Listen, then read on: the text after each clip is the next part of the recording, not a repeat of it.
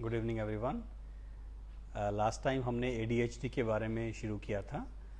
आज ADHD के अगर बच्चे को है तो क्या हमें करना है, what are the medical treatment and what are the non medical treatment that we can do for children who are suffering from ADHD। इससे पहले कि हम ADHD के उपचार के बारे में बात करें, एक बार थोड़ा सा रिकैप मैं करूँगा कि ADHD में मेन कंपोनेंट क्या हैं। Attention deficit hyper active disorder, जिसमें बच्चे काफ़ी एक्टिव होते हैं, कंसंट्रेशन एक जगह नहीं बनती है, एक टास्क फिनिश करने से पहले दूसरे टास्क पे चले जाते हैं, शरारती ज़्यादा होते हैं, क्लास में जो है टिके नहीं बैठते हैं, शिकायतें घर से आती हैं, कम्युनिटी से आती हैं, और क्लासरूम में भी PTM में भी परफॉर्मेंस भी अच्छी नहीं होती है। Academically also they can be down, so there are lots of things they can create problems and that's why parents are worried and we need to address those issues। ये जो सारे सिम्टम्स मैंने बताए हैं, ये 3 में से 2 सेटिंग्स में होना ज़रूरी हैं before we diagnose the child as ADHD। वो 3 सेटिंग कौन सी हैं? जैसे पिछली बार मैंने बताया था, घर, स्कूल और कम्युनिटी। क्योंकि अगर सिर्फ एक एनवायरनमेंट में बच्चा ठीक से बिहेव नहीं करता है तो हो सकता है एनवायरनमेंट की प्रॉब्लम हो रादर देन बच्चे की प्रॉब्लम। लेकिन एक बच्चा 2 से ज़्यादा एनवायरनमेंट के अंदर प्रॉब्लम क्रिएट करता है, 2 से ज़्यादा जगह से शिकायत आती हैं, तो इसका मतलब बच्चे में प्रॉब्लम है और हमें उसको एड्रेस करना चाहिए। तो that's how we reach to the conclusion that the child has ADHD। और अब ADHD के बारे में हम क्या करें। आमतौर पे जो 6 साल से कम के बच्चे रहते हैं ADHD के, उसमें हम लोग अवॉइड करते हैं कोई भी फार्माकोथेरेपी। फार्माकोथेरेपी का मतलब कोई भी मेडिसिन देना हम उसमें अवॉइड करते हैं। तो फिर क्या करें? कोई मेडिसिन ना दें, बच्चों को ऐसे ही छोड़ दें, प्रॉब्लम पेरेंट्स को है, स्कूल को है, कुछ नहीं करना चाहिए हमें। I didn't say that. Basically उसमें बिहेवियरल थेरेपी का बहुत बड़ा रोल होता है। बिहेवियरल थेरेपी सिर्फ बच्चों की नहीं, पेरेंट्स को भी ट्रेन किया जाता है कि इन बच्चों की क्या एक्सपेक्टेशन है, किस तरह से बच्चे से बात करनी चाहिए, क्या उनके टारगेट सेट करने चाहिए, किस तरह से उनको रिवॉर्ड सिस्टम उनका इस्टेब्लिश करना चाहिए, अगर कुछ पनिश करना है तो पनिश करने के क्या तरीके होते हैं। तो behavioural therapy is a big therapy that should be administered to these children and there should be conducive environment in the family so that these children can get the best environment to grow their skills and to potentiate their potentials so that they can achieve better in the school and in the community। अब उस behavioral therapy में जब हम उसके अंदर जाते हैं तो एज अ पीडियाट्रिक न्यूरोलॉजिस्ट मेरा यूजली काम क्या रहता है जब मैं ऐसे बच्चों से मिलता हूँ, एक तो डायग्नोस करना, दूसरा पेरेंट्स को बताना कि ये ऑप्शंस हमारे पास हैं। और जब हमें लगता है कि अभी हमें बिहेवियरल थेरेपी पहले अच्छे से ट्राई करना चाहिए, then we involve other people in our team which are part of our team anyway, like psychologist और स्पेशल एजुकेटर। अगर बच्चे को पढ़ने लिखने में थोड़ी दिक्कत आती है, क्लास में परफॉर्मेंस पूरा नहीं है, तो हम स्पेशल एजुकेटर को भी इन्वॉल्व कर लेते हैं। तो उसमें कई बार उनका क्यूरिकुलम भी थोड़ा सा अलग रहता है। They have their own style of teaching these particular children के उसमें सो दैट उनको हम मेन स्ट्रीम स्कूल के अंदर ले आएँ और वो मेन बच्चों के हिसाब से ही, उनकी स्पीड से ही पढ़ने लिखने की कोशिश करें। साइकोलॉजिस्ट क्या करता है उसमें?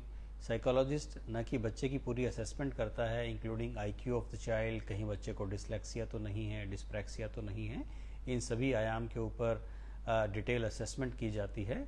उसके अलावा हम पेरेंट्स को भी अलग अलग सेशंस में बिठाते हैं, बच्चे के साथ भी, बच्चे के बिना भी, so that parents also understand कि बच्चे की प्रॉब्लम क्या है और कितना हमें एक बच्चे से एक्सपेक्ट करना चाहिए। It is very important. कई बार क्या होता है, बच्चे में प्रॉब्लम बहुत ज़्यादा नहीं होती हैं। अगर हम पूरे जैसे 100 बच्चे देखें अगर एक क्लास के अंदर, उसका अगर हम परसेंटाइल देखें तो बच्चा कहीं ना कहीं एवरेज रेंज में आ जाता है, बेशक थोड़ा सा बिलो एवरेज हो, लेकिन पेरेंट्स की एक्सपेक्टेशन बहुत ज़्यादा होती है और पेरेंट्स को लगता है कि हमारा बच्चा ठीक नहीं है। तो उस केस में थोड़ा सा पेरेंट्स के साथ भी हमें उनकी एक्सपेक्टेशन को सेट करना पड़ता है, so that they don't put unnecessary stress on the child and they accept the child the way the child is and then once you accept this, the child is, this is how the child is, and there is some problem, and now let's try to rectify the problem. उससे ज़्यादा लाभ होता है rather than we have unexpected kind of expectations of the results which leads on to frustration.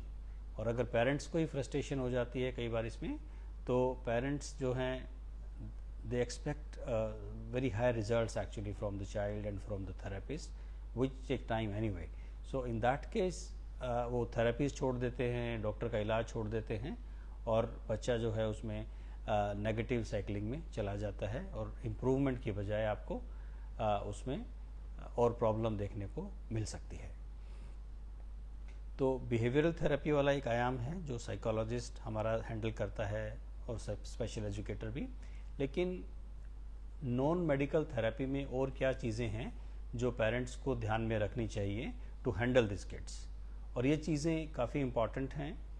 बेशक हम उसकी कोई medicine शुरू करें या ना करें, इन सब बातों का तो हमें ध्यान वैसे ही रखना चाहिए. वो बातें क्या हैं, we will talk about it. क्या खाने पीने में हम कुछ कर सकते हैं, डेली रूटीन में हम कुछ कर सकते हैं, तो उसके बारे में बहुत ब्रीफ सा डिस्क्रिप्शन मैं आपको देना चाहूँगा. कुछ बच्चों को ज़्यादा मीठा खाने से भी एकदम एनर्जी लेवल बढ़ जाता है. तो जनरली हम एडवाइज करते हैं कि जिन बच्चों को ADHD हैं, हाइपर एक्टिविटी के सर्ज आते हैं, एग्रेशन का एकदम एपिसोड्स टाइप आते हैं, तो कोशिश करें कि उनको रिफाइंड शुगर आप कम से कम दें. रिफाइंड शुगर में क्या होता है, जैसे कोई भी, एक तो एक्स्ट्रा चीनी जो हम डालते हैं, बेशक वो दूध में है, चाय में, शरबत में, या जो भी स्वीट्स हैं, जो मिठाइयाँ मिलती हैं, मोस्टली उनमें रिफाइंड शुगर होता है, including chocolates and all that. तो उनको जितना मिनिमाइज आप कर सकते हैं करके देखें, एंड देन यू ऑब्जर्व कि उससे बच्चे के बिहेवियर में कोई फ़र्क पड़ता है या नहीं पड़ता है. दूसरा, अगर किसी पर्टिकुलर चीज़ से आपको लगता है कि बच्चे को एलर्जी है, डाइजेस्ट ठीक से नहीं होती है, तो it is better to avoid that particular thing. So balance diet is good anyway for everybody, और जिन बच्चों को थोड़ा सा प्रॉब्लम रहता है उनके लिए इसकी इम्पोर्टेंस और भी ज़्यादा बढ़ जाती है. इसके अलावा हम क्या कर सकते हैं डाइट में, एज सच कोई बहुत पर्टिकुलर रोल नहीं है डाइट का. शुगर का एक मेन कंपोनेंट रहता है, या अगर गट रिलेटेड कोई सिम्टम्स हो इन बच्चों में, जैसे कॉन्स्टिपेशन है या कोई फूड एलर्जीज़ हैं, तो उनको एक बार आपको डॉक्टर के साथ अच्छे से डिस्कस करना चाहिए. क्योंकि कुछ बच्चों को ADHD के साथ में अगर हम बहुत डिटेल में जाके देखें तो कहीं ना कहीं ऑटिज़म के फीचर भी ओवरलैप होते हैं. और ये अभी रिसेंट स्टडीज़ में पाया गया है कि ऑटिज़म के काफ़ी बच्चों में गट डिसबायोसिस भी पाया जाता है, और उन बच्चों में अगर हम गट के ऊपर ध्यान दें और गट प्रोबायोटिक्स या ऐसी कुछ चीज़ें दें तो कुछ इम्प्रूवमेंट देखने को मिली है. तो ये तो हो गया डाइट के बारे में. और हम घर में डे टू डे एक्टिविटीज़ में क्या कर सकते हैं, एक तो ADHD के जो बच्चे होते हैं generally because they are academically not very good and they have other problems, शिकायत आ रही हैं इधर से उधर से, तो उनका सेल्फ एस्टीम थोड़ा सा कम रहता है as compare to normal children. तो एज ए पेरेंट्स या टीचर्स अगर हम स्कूल में हैं तो हमारी जिम्मेदारी है कि उन बच्चों का सेल्फ एस्टीम को हम प्रोटेक्ट करें और नीचे ना जाने दें, and we should try to do the measures which uplift the self esteem. उसके लिए हमें क्या करना चाहिए, एक तो बच्चे को पनिशमेंट नहीं देनी है हमने ज़्यादा. We should act on the reinforcement, reward system पे ज़्यादा काम करना चाहिए. जो बच्चे की अच्छी क्वालिटीज़ हैं उनके बारे में हम बात करें, उनको और हाईलाइट करें, सो दैट बच्चे को अपने ऊपर कॉन्फिडेंस है कि हाँ you can do it, and I also have something good in me that people can trust and people can vouch about. So we should reward the child when he does good thing. क्योंकि ऐसा तो है नहीं कि बच्चा सारा काम गलत करता है. वॉटेवर एक चीज़ भी अगर वो अच्छी करे तो उसके बारे में हमें बात करनी चाहिए, और उस बच्चे को हमें एक्नॉलेज कराना चाहिए कि this is the thing you have done good. आप घर में एक जो है एक स्टार चार्ट भी बना सकते हैं. उसमें पर डे अगर एक बच्चा एक अच्छा काम करता है तो you can give a star, and सोने से पहले यू कैन काउंट कि आज आपने 5 स्टार अर्न किए हैं, 7 स्टार अर्न किए हैं, and then you can set a system in his brain कि यस कल मेरे को 1 स्टार ज़्यादा लेना है, कल 2 स्टार ज़्यादा लेने हैं. और अगर कोई वो गलत काम करता है, लेट से आपकी बात नहीं मानता है, जो भी बच्चे की प्रॉब्लम है, शरारत करता है, तो आप वो एक रिवार्ड उसका कम कर सकते हैं. फॉर एग्जाम्पल अगर उसका एक होमवर्क फिनिश करना था मैथ्स का, उसके लिए उसको 1 स्टार देना था आपको, लेकिन उससे पहले उसने गड़बड़ कर दी, कोई गलत काम कर दिया, तो उस होमवर्क फिनिश करने पे उसका 1 स्टार आप उसको नहीं दें।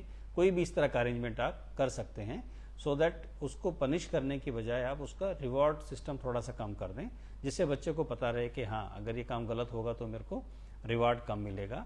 और रिवॉर्ड किसी भी फॉर्म में हो सकता है। स्टार का तो मैंने आपको एक एग्जांपल दिया है, it could be in the form of weekend taking out, और बच्चे की कोई मनपसंद एक्टिविटी है वो करना है, उसके साथ खेलना है, कुछ भी, मतलब you can choose, they could be 100 things that you can reward your child with.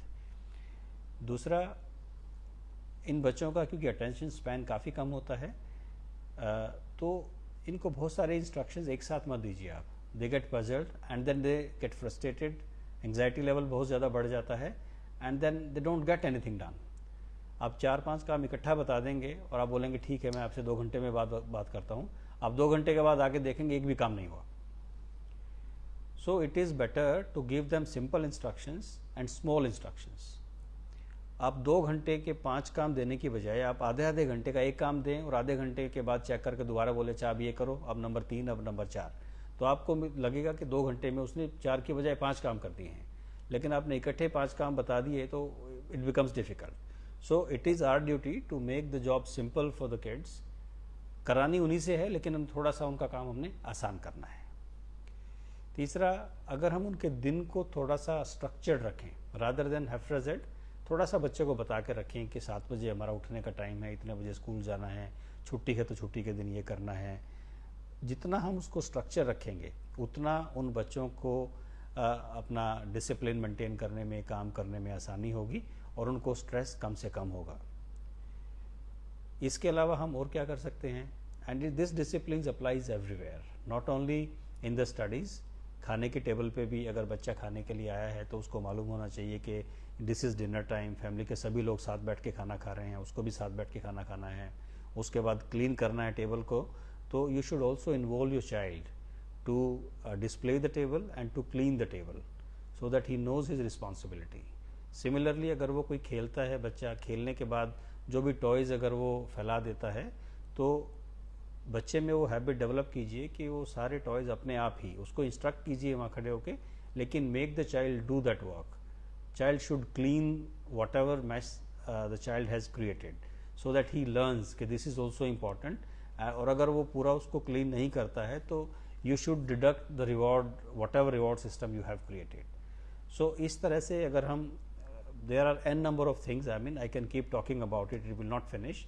So that structure is extremely important, be it screen time, computer पे खेलना है, टीवी देखना है, उसको भी जितना हम स्ट्रक्चर कर देंगे उतना ज़्यादा अच्छा है बच्चे के लिए भी और उसकी फर्दर लर्निंग के लिए भी। अब बचता है कि ओके ये सब चीज़ें आप कर रहे हैं, लेकिन उसके साथ अभी भी बच्चा जो है is not up to the mark, then yes we have a choice of doing some medications as well. लेकिन मेडिकेशन यूजली हम प्रेफर करते हैं कि 6 साल से ऊपर अगर बच्चा है तो उसको दें। उसमें भी कई वैरायटी मेडिसिन की आती हैं, stimulant, non stimulant, centrally stimulating medicine. तो वो डिपेंडिंग अपॉन क्या सिम्टम्स हैं बच्चे का, कई बार हमें बीपी वगैरह चेक करना पड़ता है, वो सब देखने के बाद हम दवाइयाँ उसको प्रिस्क्राइब करते हैं। और ये दवाइयाँ बड़ी स्पेसिफिक होती हैं, विदाउट प्रिस्क्रिप्शंस के इनको मिलना बड़ा मुश्किल है। तो मेरी आपसे ये रिक्वेस्ट है, अगर डॉक्टर से आप डिस्कस ज़रूर करें, जो भी मेडिसिन दें उनके क्या साइड इफ़ेक्ट प्रोफाइल हैं, कितना लंबा देना है, मेडिसिन शुरू करने के बाद क्या क्या एक्सपेक्टेशंस हैं। जैसे आपको एक मेडिसिन के बारे में बताऊंगा, कंसर्टा एक मेडिसिन है जिसमें मिथाइल फेनिडेट सॉल्ट होता है, that is very commonly prescribed in children with ADHD। तो वो मेडिसिन देने के बाद सबसे बड़ी समस्या क्या होती है कि भूख कम हो जाती है शुरू में, ख़ास तौर पे शुरू के 10-15 दिन में, महीने में लगेगा बच्चे को भूख कम लगती है। तो उसमें एडवाइस क्या देते हैं हम कि सस्टेन रिलीज एक तो मेडिसिन आती हैं जो सुबह नाश्ता करने के बाद ही देनी है, और उनका असर करीब 12 घंटे तक चलता है। तो डिपेंडिंग अपॉन कि किस वक्त बच्चे को कंसंट्रेशन की ज़रूरत ज़्यादा है वो हम प्लेस कर सकते हैं। लेकिन एक चीज़ का हमें ख्याल रखना है कि खाना खाने के बाद ही वो दवा देनी है, उससे पहले हमने दे दी है तो बच्चे की भूख थोड़ी डिस्टर्ब हो जाती है। और अगर ये प्रोसेस 15-20 दिन से ज़्यादा चले कि हाँ भूख बहुत ज़्यादा कम है, यहाँ तक कि बच्चा बिल्कुल नहीं खाता है और वज़न भी कम होना शुरू हो गया है, तो इसका मतलब हमें वो दवा चेंज करनी पड़ सकती है। कुछ बच्चों में ऐसा हो जाता है। कुछ बच्चों में ये देखा गया है कि कई बार पैराडॉक्सिकल रिएक्शन भी हो जाती है, जैसे हमने कंसल्टा उसको एडवाइस की और उसके बाद वो बच्चा ज़्यादा इरिटेबल हो जाता है, उसके अंदर एंग्जाइटी लेवल बढ़ जाता है और नींद आने में दिक्कत होती है। अगर ऐसा कुछ लगे, शुरू के 5-7 दिन 10 दिन कई बार डिस्टर्ब हो जाता है, उसके बाद बच्चा सेटल हो जाता है। लेकिन अगर आपको लगे कि दिक्कत बहुत ज़्यादा है तो आप अपने डॉक्टर से ज़रूर संपर्क करें। देन डॉक्टर विल इधर स्टॉप दिस मेडिकेशन और give some additional medication for initial 1 or 2 weeks so that this medicine starts working properly and the child get used to it. So there are lots of options medication wise भी और non medicinal जो बहुत सारे तरीके होते हैं। तो ADHD के बच्चे जो मैंने देखा है, अगर हम प्रॉपरली उन पे ध्यान दें तो ये कोई ऐसी चीज़ नहीं है कि बच्चे हमारे हाथ से निकल जाएं और पढ़ाई लिखाई में काम ना करें। काफ़ी सारे बच्चों को, मोर देन 60-70% बच्चों को हम ट्रैक पे लेके आ सकते हैं with the help of this measures. So hopefully ये वीडियो आपको अच्छा लगा होगा and I hope this helps so many children who are suffering from ADHD and it helps the family to build those children. Thank you very much for listening. Thank you.